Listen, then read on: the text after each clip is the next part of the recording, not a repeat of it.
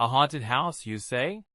Well, let me tell you about the old Fairweather estate, a place etched deep into the whispers of the night. I didn't believe in ghosts or curses. Not really. But when my estranged aunt died and left me her crumbling Victorian mansion in the middle of nowhere, something about the place tugged at my curiosity.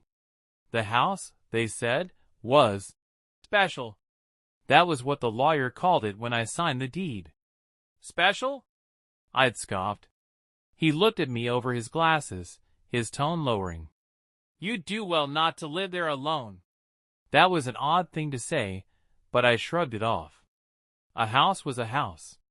And Fairweather Estate? It was worth a fortune, even in its dilapidated state. All I had to do was get it cleaned up, maybe slap some paint on it, and I'd sell it off to some other unsuspecting romantic. But I'll admit, the house had a presence. From the moment I stepped inside, its air clung to me, thick, damp, and oddly still, as though it had been holding its breath for decades. The front door creaked on hinges that screamed in protest, revealing a grand staircase that curled into shadows above. Dust hung in the air like suspended ash, catching the light of my flashlight. I muttered to myself, "You'd think they'd at least clean the place before handing over the keys." Then the chandelier swung.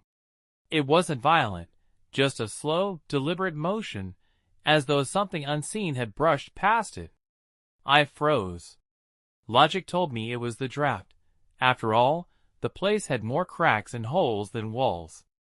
But then the swinging stopped as abruptly as it started, and silence took hold. My phone buzzed, jolting me. It was my wife. "You okay out there?" she asked. I lied and said yes. The nights were the worst. The first few were just unsettling. I'd wake to hear creaks and groans.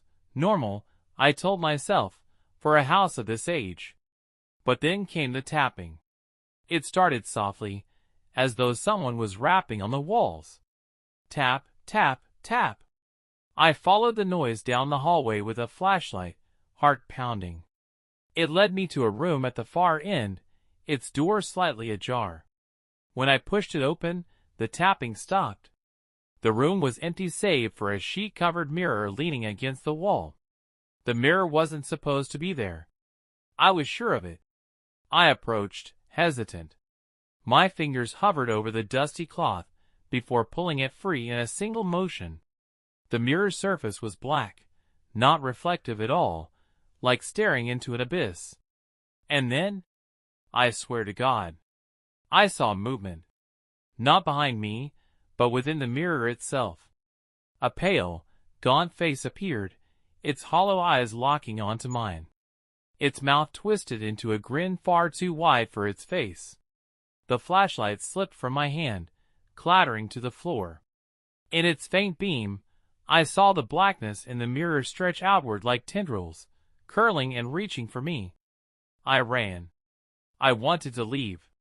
God, I tried. But no matter how hard I tried, something kept me there. I'd pack my bags, step out the door, and find myself right back inside the front hall. It was as though the house had swallowed me whole. The tapping became banging. The shadows grew longer, darker. I started hearing whispers, indistinct at first, but then clearer. They called my name, mocked me, pleaded with me to stay. And then, one night, as the storm outside howled against the windows, I heard footsteps on the staircase. Heavy, deliberate steps, descending one by one. I didn't look. I couldn't. I pressed myself against the wall, praying to disappear. The steps stopped just behind me. I could feel its breath, cold, rancid. "Leave," it whispered in a voice not of this world. "But I can't," I choked out, tears streaming down my face. Then, for the first time, it laughed. If you visit Fairweather Estate now, you might see a light flicker in the upstairs window, or hear the distant sound of tapping. They say the new owner doesn't go outside much, and when she does, she looks pale and drawn, as though she hasn't slept in years. And if you stand very still by the grand staircase, You might hear the whispers too.